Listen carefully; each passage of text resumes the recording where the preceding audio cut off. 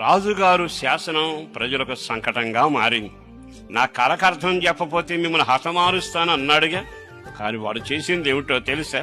పుస్తకాలు తిరగవేసినని రాయల, గ్రంథాలు పరిశీలన చేశానని రాయల. తన స్నేహితులతో ముగ్గురు మోకరించారు. పరలోక దేవునిపై ఆధారపడ్డాడు. నీవు మర్మాలు విప్పాలి, నీ జ్ఞానం నాకివ్వాలి, ఈ సమస్యకు పరిష్కారం కలగాలి. మరి దానిలో ఆ శ్రేష్ఠుడు అందరికంటే పైవాడు ఎందుకు మారాడు? తన వ్యక్తిగత జీవితంలో దేవునిపై ఆనుకొనట. మరి నువ్వు దేవుని పిల్లవాడివే కదా.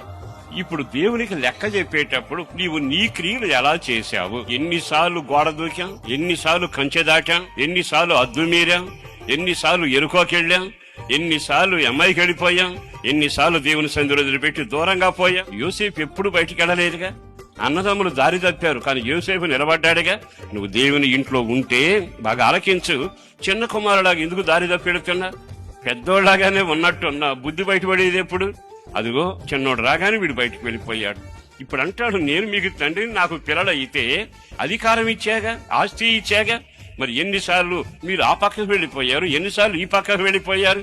దీనికి రేపు లెక్క చెప్పాలిగా. అదే కోవలో సమూయేలు ఉన్నాడుగా. సమూయేలు ఎక్కడున్నాడు? దీపం ఆరిపోకమునిపై ఎవరి దగ్గర ఉన్నాడండి? దేవుని మందసం దగ్గర ఉన్నాడు.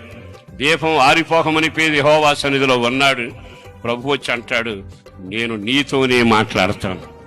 ఆ మాటలు ఎంత ముచ్చటగా ఉన్నాయి. అప్పుడు అంటాడు, ఆలకిస్తున్నాను దాసుడను, నీవు సెలవివయ్యా. మీరు యెహోషువ దగ్గరికి వెళతారు. యెహోషువ ఎవరు? మోషే కొండపైకి వెళ్ళాను, కానీ యెహోషువ గుడారం వదిలి బయటికి రాలేదు.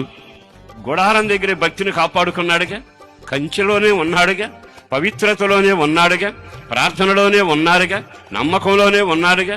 అంటే ఇప్పుడు చిన్న కుమారుడు సంఘమా, లేదు నువ్వు పెద్ద కుమారుడు సంఘమా, లేకపోతే సమూయేలు యెహోషువ లాగా నా దేవుని పాదాల దగ్గర పడి ఉంటాను అనే సంఘానివా? ఒక్కసారి ఆగి ఆలకిస్తే ఇక్కడ అంటాడు, ప్రతివారు న్యాయపీఠం ఎదుట నిలబడాలి. దేని కొరకు? మనం చేసినవన్నిటికీ ప్రతిఫలం దయచేస్తాడు. యెహోషువని చూసి అన్నాడు, ఆహా, మోషేనేమో పైకి పిలిచాను, ఒకసారి నిన్ను కూడా పిలిచా, మధ్యలో ఆపేశాను, అయినా నువ్వు మౌనంగా ఉన్నావు. యెహోషువ, నేను నీకు ప్రజలను అప్పగించబోతున్నా. ఇశ్రాయేలు జనాంగాన్ని పరమకానాన్ని చేర్చేంత వరకు లక్షల మంది నీ చేతికి అప్పగిస్తా. యెహోషువకి చెప్పి అంటాడు, నడువు అన్నాడు. అంతే, పరిగెత్తుతో సూర్యుని ఆపేశాడు. ఇటొచ్చి యోర్దాను ఆపేశాడు.